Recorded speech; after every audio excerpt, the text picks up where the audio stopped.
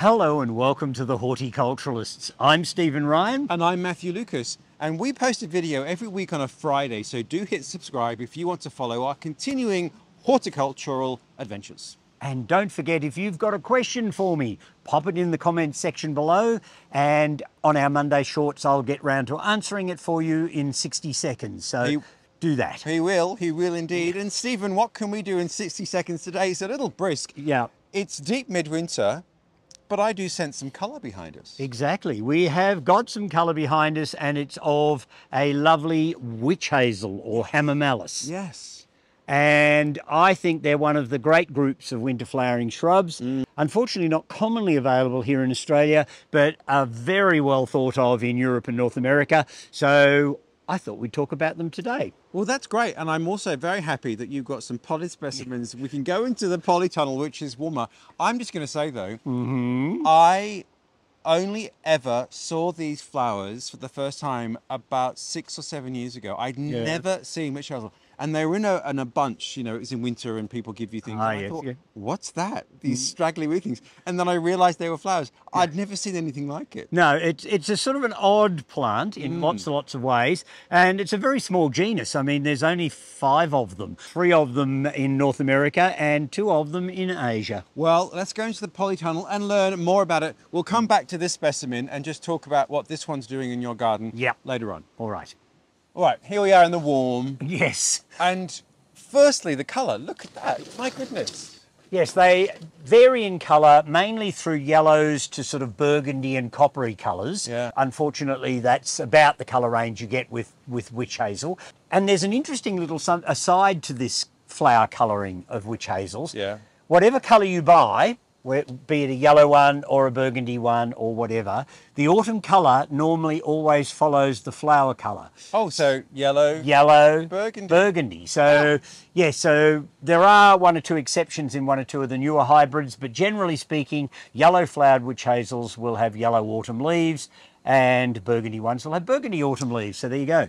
Now, before we get further into it, you did say they're not common in Australia. Yeah. Is that climatic or just a horticultural anomaly? What's the story there? It's a bit of both, actually. It's partially due that they're not really a plant that you can grow in our really hot, dry climates. Right. So they do far better in the cooler parts of the country. So places like Mount Macedon, the Dandenong Ranges, the northeast of Victoria, anywhere where you get a cool winter and not too hot and dry a summer seems to suit them quite well. And if you get really hot northerly winds, which of course are our hot winds in the southern hemisphere, then the rather large hazel-like leaves do tend to scorch and burn. Which then I guess is a nice segue to where are they from if they are this sort of cooler, loving plant? All right, well, there's 2 species from Asia, and there are 3 species in North America. So it's a very small genus all up. And most of the ones that are grown for their ornamental flowers are in fact hybrids of the 2 Asian species. Right. So they're known collectively as Hamamelis intermedia because they're intermediate between the 2 parent plants. And so most of the hybrids are like that. The North American ones have the rather unfortunate habit of flowering before the leaves shed, and so they don't make so much of a garden impact. Although having said that, Virginianus is used as herbal witch hazel, so the witch hazel oil comes from that, in fact, North American one, and it's also the one that's used regularly as an understock for grafting. And that's another reason why you don't see witch hazel around terribly much. It's often difficult in Australia to get understocks to graft it onto. And of course, anything that's grafted is going to be a little more expensive to buy because there's more processes involved. So the plants themselves are dearer. That puts people off buying them. So there's lots of different reasons why witch hazel isn't overly common here in Australia. So these wouldn't do well in Melbourne? If you've got a nice sheltered site for them, they're not ungrowable, but they're not going to perform as well as what they would in a nice, brisk, cold place like Macedon.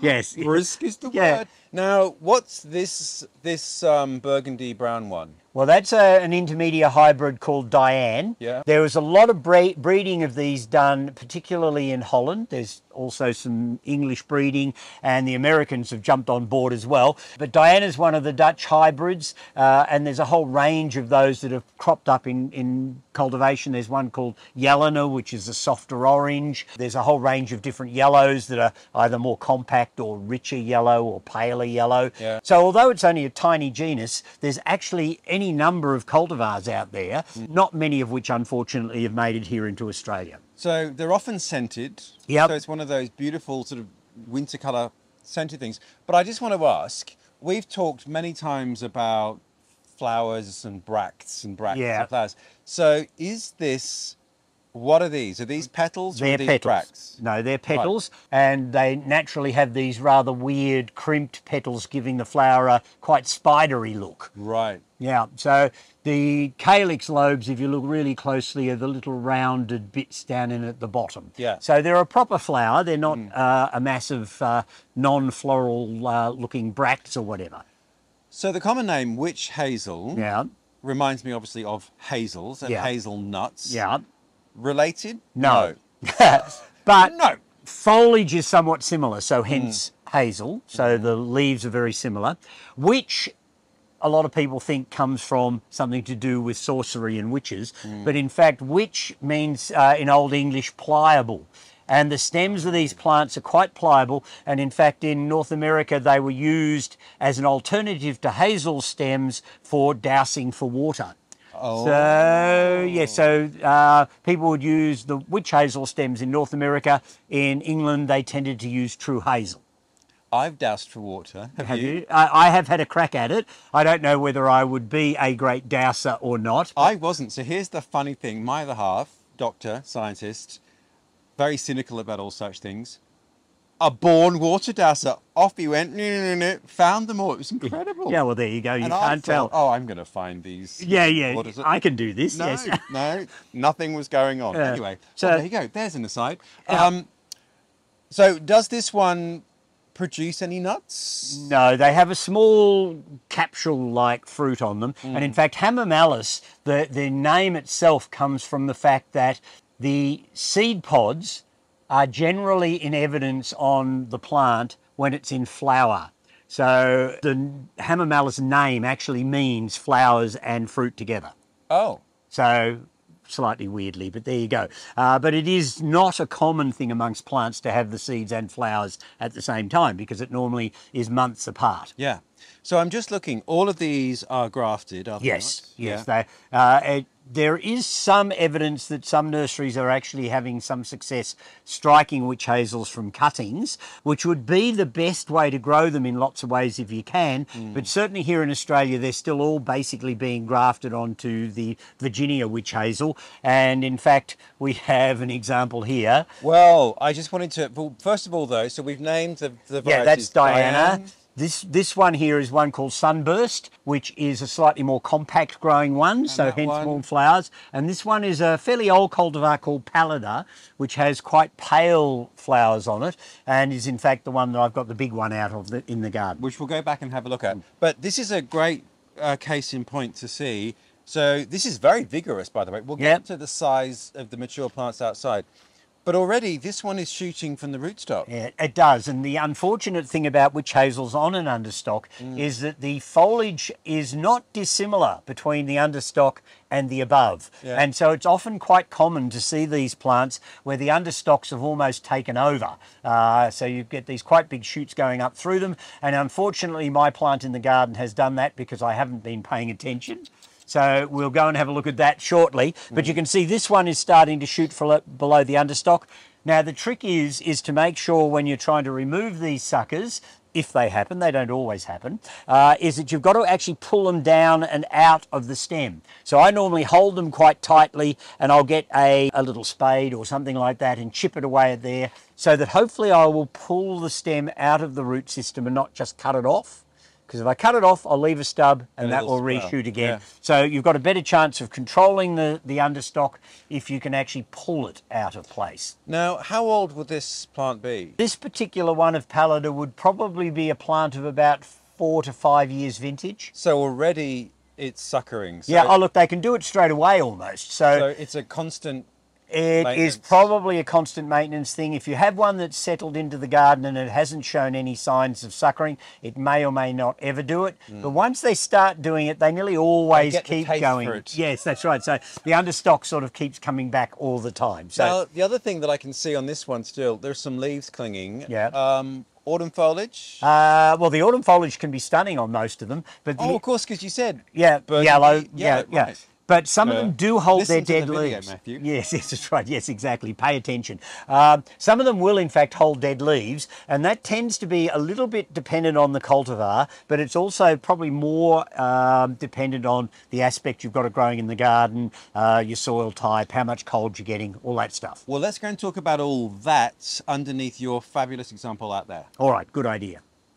Well, Stephen, here we are underneath your very large, handsome, spreading example. And I've got to say, on such a cold, dreary day, they're like clouds of gold. They're beautiful. And you can understand why people get excited by anything that flowers prolifically in the middle of winter. Yeah. So let's talk scale. Yeah. This, well, it's a small tree, really, Yeah, isn't it? it is. I've been pruning lower branches off it to lift it up in the air so that I can get underneath it. It was planted in 1985.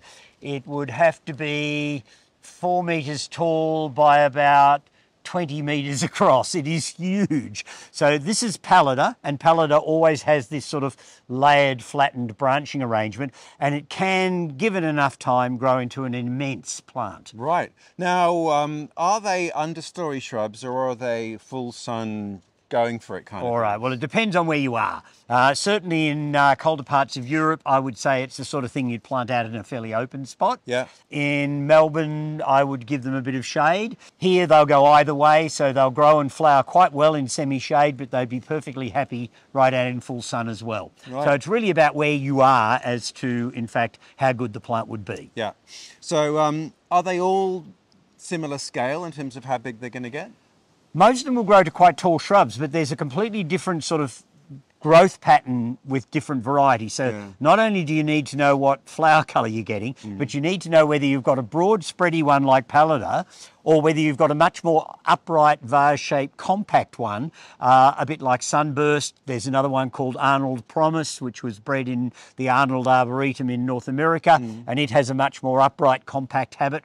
So depending on where you want to use it in the garden, you need to make sure you get an appropriate cultivar. Fair enough. This one is stunning. Now, you've got some dead sticks in your hand. Yes, I have. And if I hold them like this, oops, round that way, you can see these sort of pale, what would you say, apricot-y coloured I would flowers? say insignificant, but that's just me. Yeah, well, this is the first flowering of a seedling of Pallida. Ah. So this came up in the garden and I left it there thinking, well, who knows? Will I end up with Hamamelis Stephen? Well, you could, but it would be insignificant and unworthy, Stephen. Yeah, right? probably would. But anyhow, That's it's only taken about 10 years, I suppose, from when the first appearance of the seedling came, and now I've ended up with this probably not worthwhile growing Hamamelis from seed, but there you go. Which I guess also just demonstrates the point, though, about horticulture and about selection. To select a plant that's got great colour or form,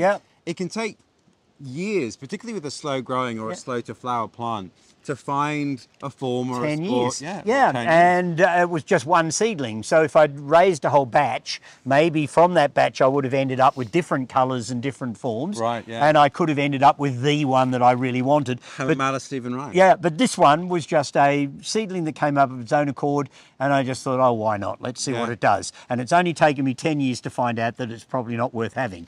Now, But anyhow. in the potted specimen, we saw that the understock was already shooting. Yep. So we're just going to turn the camera and have a look at your neglected mature specimen. Yeah, here we go. It's confession time. All right, Matthew, as you rudely but quite rightly pointed out, my poor witch hazel has been neglected. And you can see these shoots that have come up through the middle of the plant. They've obviously got a slightly different bark. They've got a slightly different growth pattern, and that's the understock growing. And it's obviously been here for 2 or 3 years and I've paid no attention. Now I'm going to have to pay for that inattention. I'm going to have to dig down around the base of the plant and expose where the stems come from, and then I'm going to have to try and cut them out of the trunk so that hopefully I'll discourage them for coming up again. But I'm probably going to have to do this now every year or two for the rest of my life and the rest of the Hamamelis' life, unfortunately. And yes, I should have dealt with it earlier, but we all have confession times when it comes to our gardening.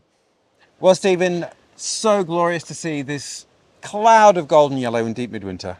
And I hope people engage with this group of plants more, because I think they're deserving of more garden usage. Yeah, it's stunning. I mean, it's a pity that it just can't be grown more widely in Australia. Yeah. Hey ho, them's the breaks. You can grow them for us all. And of course, there's people in northern Queensland that can grow frangipanis, which I'd like to grow. So there's something that I can do that others can't, and they can do things I can't. So there you go. True, true, true. Well, if you want to know what Stephen can do next week, you'll have to hit subscribe. We post every week on a Friday, so do hit the notification bell to know exactly when our video pings into the YouTube ether. And don't forget our Monday shorts. So if you've got a burning horticultural question you'd like to ask me, put it in the comments below. Remind me of where you're from for context, and we will answer those questions in our 60-second shorts. Well, he will. I'll just read them out. But until then, we look forward to seeing you next week. Bye all.